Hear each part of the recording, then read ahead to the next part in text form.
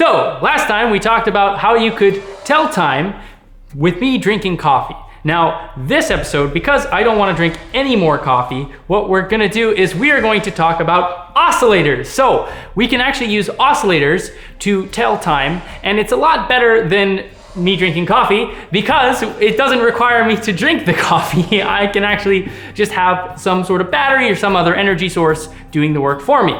So we're going to talk about 3 different kinds of oscillators. We're going to have mechanical oscillators, electrical oscillators, and atomic oscillators. So I'm really excited to talk about oscillators, and please, let's jump right into it.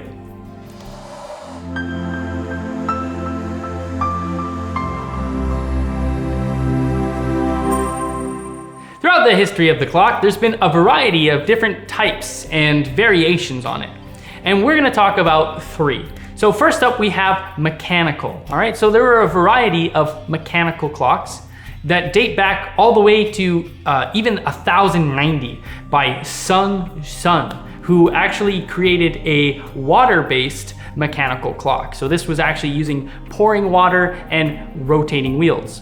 Now, we are going to talk about 2 different kinds of mechanisms for the mechanical clock not involving water. One is the spring mass, and the other is the pendulum. So let's go ahead and take a look at the one that first came around, which is the pendulum. Okay, so here I've got my pendulum, and we can see here, this is nothing more than a string, okay, and a mass on the end of it. And if I lift one side and I let go, we're gonna see that it rocks back and forth. This is what's known as an oscillation, okay? This is our first example of oscillation, and we're gonna see many of them today. But this is our first example, and we can see here that my mass is going from one side and to the other, and it's gonna do this at a steady rate, okay? So it's going back and forth at a steady rate, and this is an example of oscillation. This is actually the definition of an oscillation. It's something that goes back and forth at a steady speed, okay? And we can do that again. And this is how grandfather clocks worked, right? There was that big pendulum inside that would swing back and forth to and fro with your ears. You know that one? If your ears hang low, if they wobble to and fro, you can tie them in a knot, you can tie them in a bow, you can throw them over your shoulder like a mercenary soldier. Your ears hang low. Well, they would probably swing like a pendulum.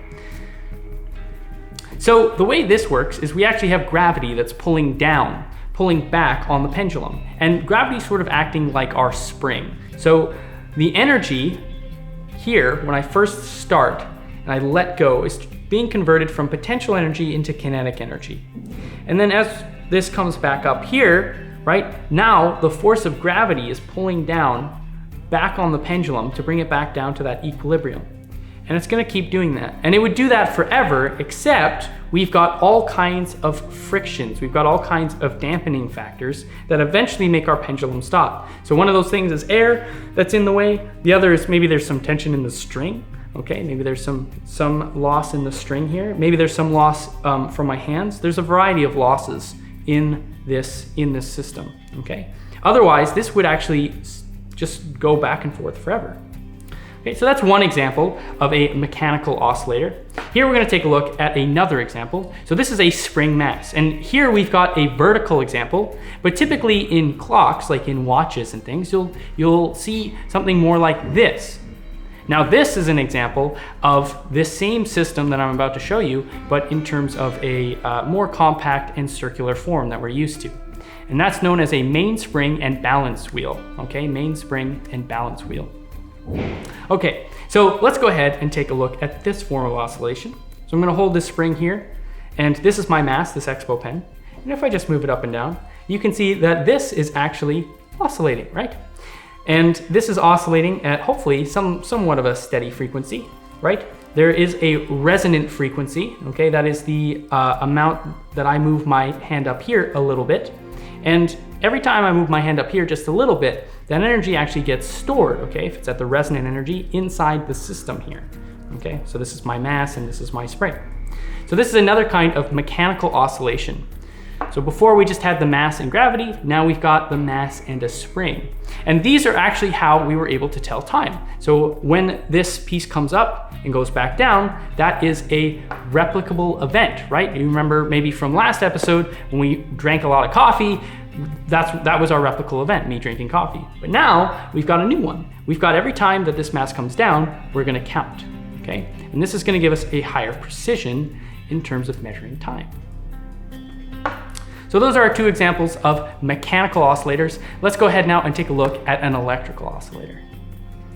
Okay, so now we're gonna take a look at what's known as a piezoelectric, okay? Now this is an electric oscillator, and here we're using the piezo effect, okay? So here I'm applying, or sorry, this is the inverse piezo effect. So here I am applying a voltage to some crystal, actually, that's inside of here.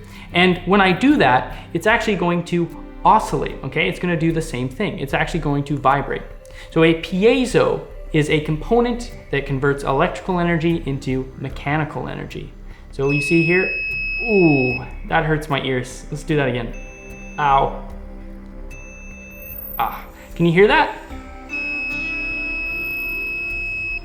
So that sound that we're hearing are actually percussion waves, okay? They're actually air that's moving up and down at a specific frequency, okay? Again, oscillations, right?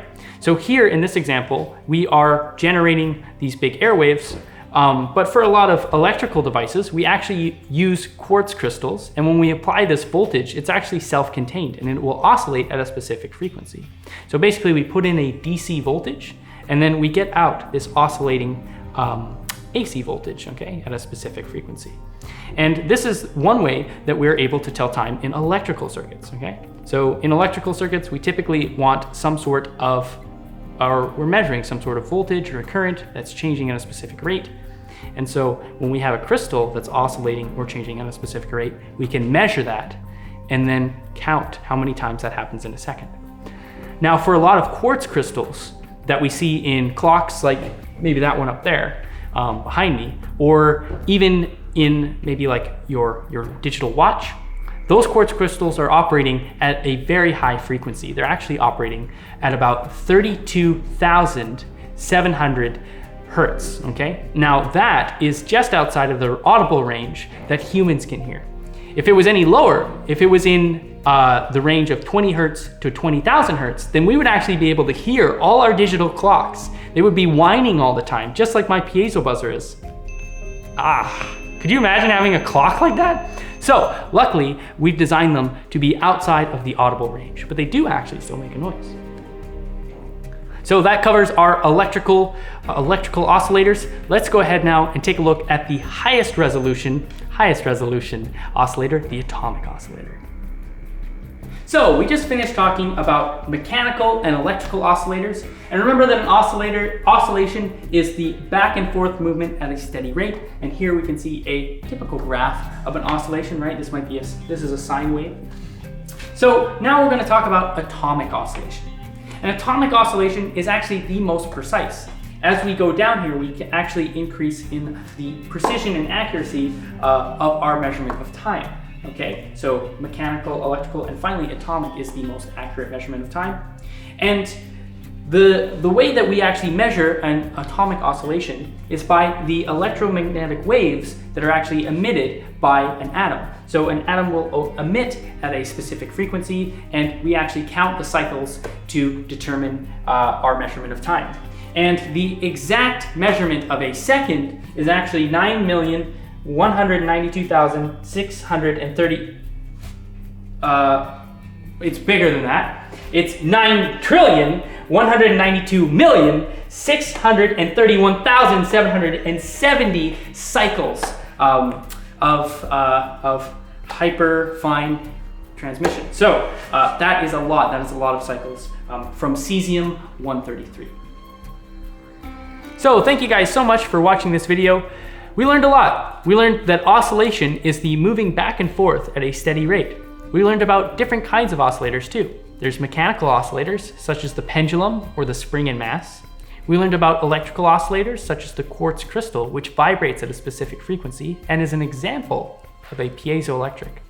And we learned about atomic oscillation, which is the emission of electromagnetic waves at a certain rate. So thank you guys so much for watching this video, and gals, I will see you in the next one.